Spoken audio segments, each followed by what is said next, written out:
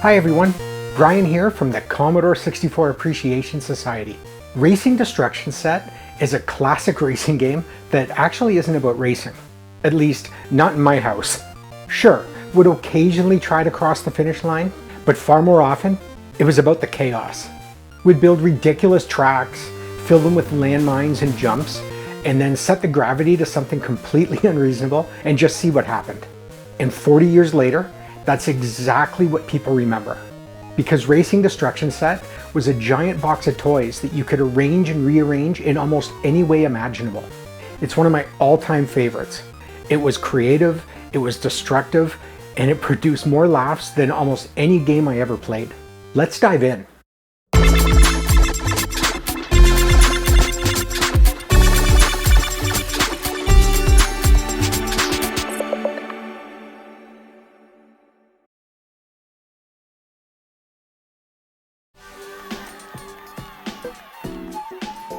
For those of us of a certain age, slot car racing was a popular hobby.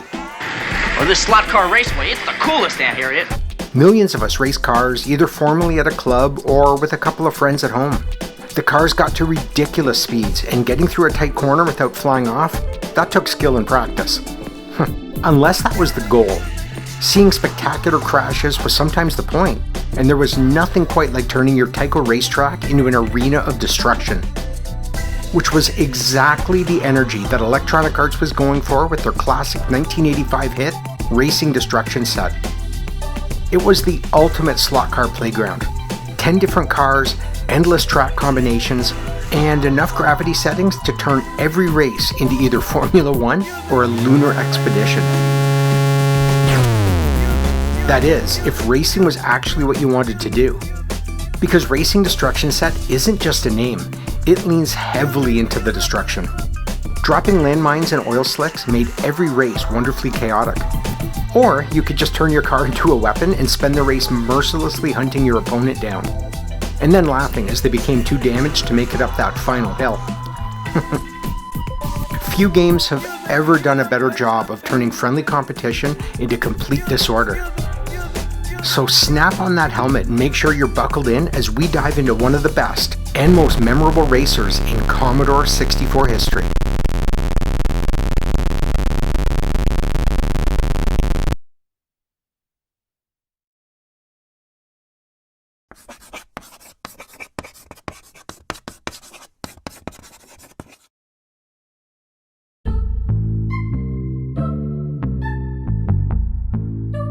Long before kids like us were playing Racing Destruction Set on our Commodore 64s, there was a group of developers known as the Blue Sky Rangers.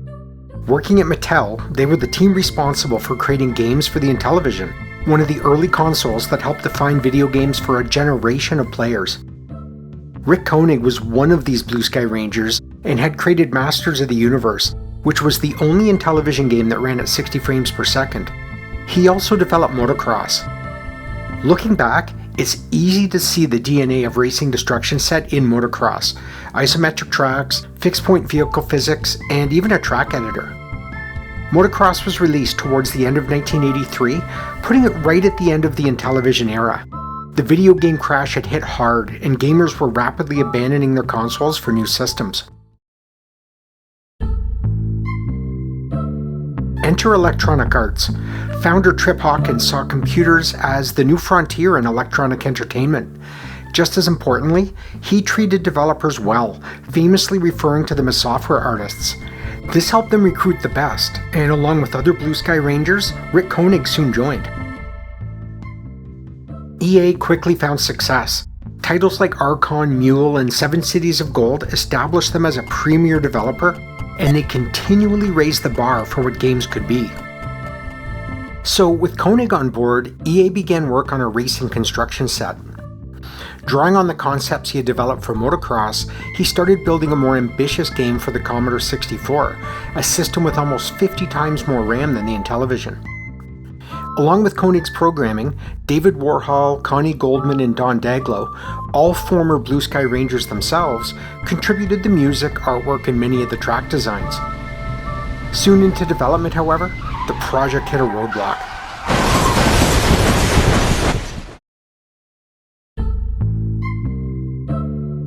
By 1984, EA was already known for their construction sets, titles that were part game and part creative sandbox. They had already released several bestsellers by this time and worried that another one might not stand out. The solution? Destruction. Landmines, oil slicks, and vehicle damage were added, and a legend was born. But the biggest challenge wasn't the damage physics or even the track editor, it was the split-screen display. Displaying two independently scrolling tracks while managing terrain, physics, and damage is, well, challenging for a 1 MHz machine with 64K of RAM. If Koenig couldn't get it to work, things would be slower than a lunar rover race.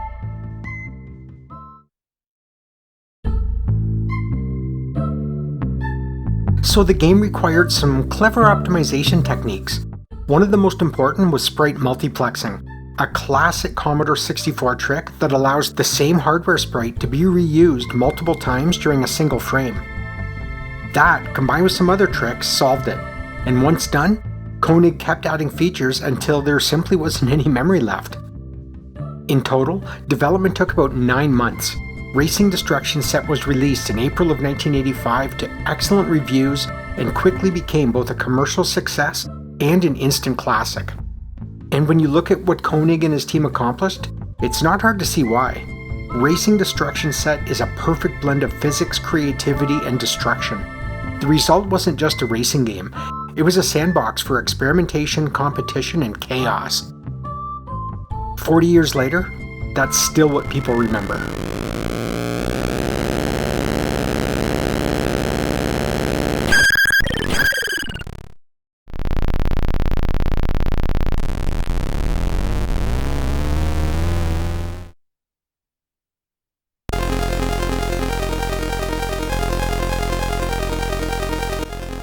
The first thing you'll see after loading Racing Destruction Set, after the amazing intro music of course, is a set of menus.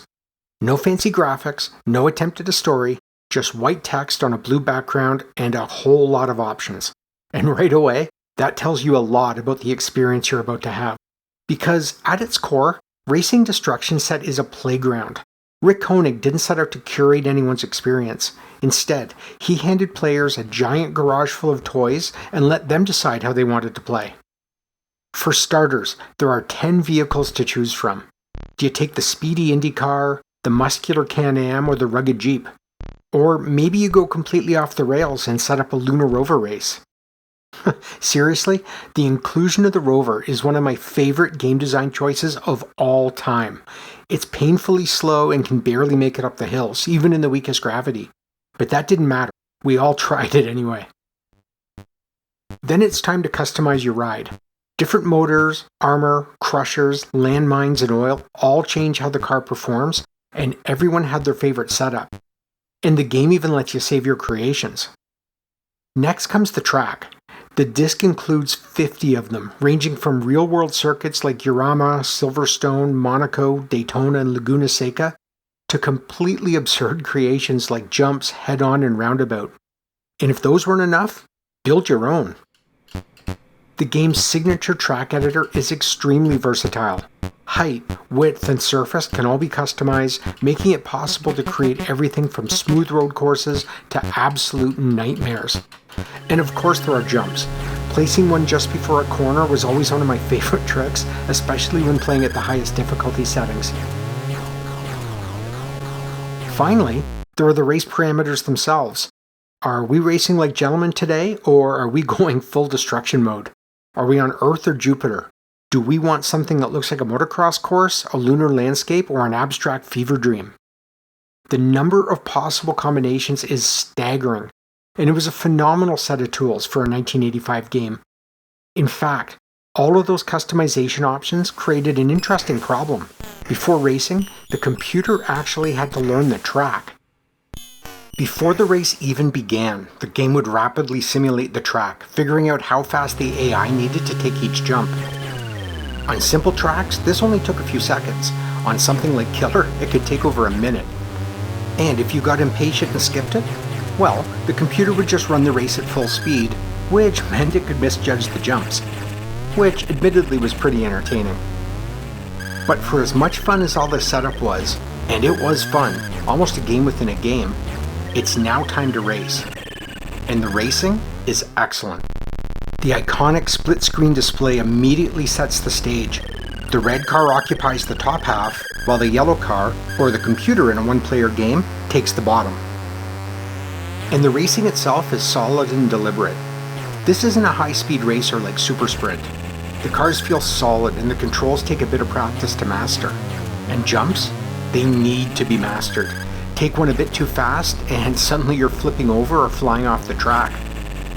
And remember, this is a slot car set, so steering isn't always necessary. You can often just hold the joystick forward and let the track do the work. But that only lasts for so long. Eventually, someone drops a mine or an oil slick. And that's when things get interesting, because cars take damage, and damaged cars lose power. Remember that massive jump you proudly added to your track? Well, now you can't make it up the hill because you hit a landmine 3 laps ago. And your friend? Oh, he thinks this is hilarious. He's already halfway around the track while you're desperately trying to build enough momentum to reach the top. Maybe you can block him. Maybe he'll hit one of your mines. But realistically, you're probably done. And Racing Destruction Set is completely merciless about it.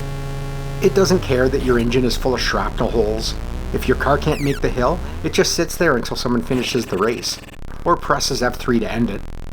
Which you should never do if you're losing, just saying.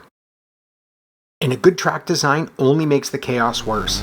Some tracks, like Clover, feel specifically designed to encourage destruction. Once the intersections fill up with mines and oil, crossing them becomes less a matter of skill and more a matter of luck. And those are the races I remember most. Sure, it was always satisfying to have a fast, clean race around Laguna Seca. But the memorable races were the ones where we barely raced at all. Instead, they became mechanical blood sports. Winning wasn't about crossing the finish line in these death matches, it was survival.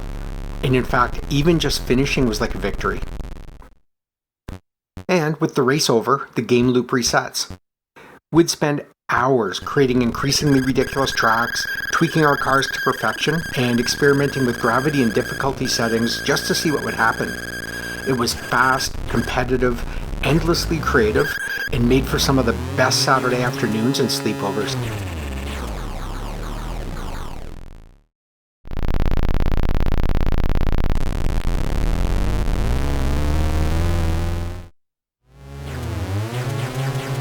The graphics for Racing Destruction Set were created by Connie Goldman, and in a word, they're iconic. She created the cars using a sprite editor, while Rick Koenig built a basic tile editor for the background. And yes, the editor itself was written in BASIC. The large vehicle designs are chunky, detailed, and full of personality. And when they're shrunk down for the race itself, they still retain their unique character. The isometric tracks are clear and functional, and they scroll smoothly even during the most chaotic races. It all adds up to a very unique aesthetic that is very Commodore 64, and it fits the game perfectly. The sound does as well. The opening theme was written by David Warhol, who later described it as some of his best work.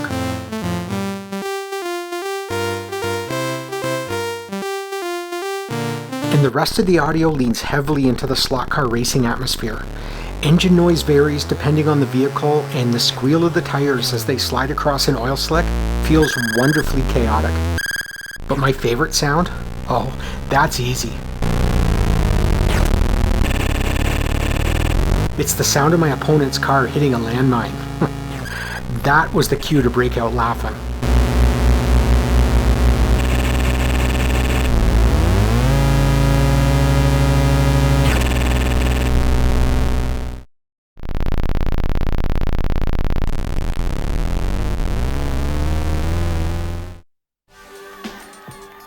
The Commodore 64 Appreciation Society absolutely adores Racing Destruction Set, and we're definitely not alone. Upon its release, Zap64 gave it 95%, calling it a sizzler and lauding its huge number of options and addictiveness. Your Commodore rated it 9 out of 10, as did Australian Commodore Review. A couple other magazines, like Commodore User, rated it significantly poorer. But the consensus was that Electronic Arts delivered a hit. And in fact, 40 some odd years later, It's still rated very highly on Lemon 64 and among the very best games released in 1985. It won awards, sold well, and by the end of 1987, it was EA's third highest selling game. And when you consider Electronic Arts' portfolio of games by then, that's some rarefied air indeed. But Racing Destruction Set's legacy extends far beyond its sales figures. Technically, it remains one of the Commodore 64's most impressive racing games, with its split-screen multiplayer still turning heads.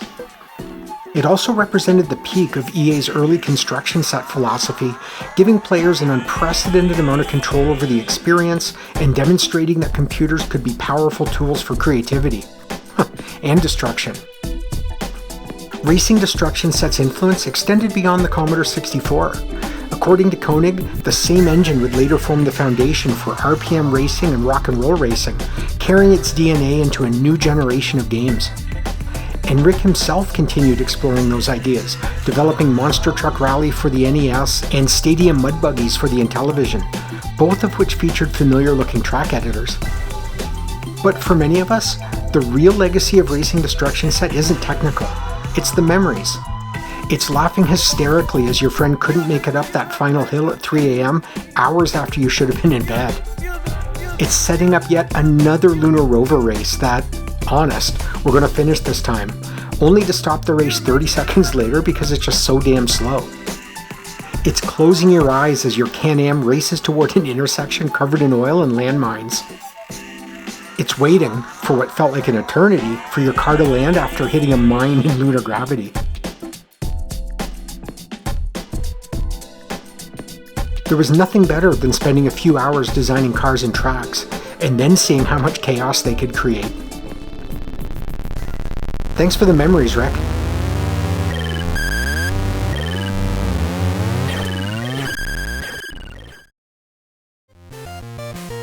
Thanks for watching, and I hope you enjoyed the video.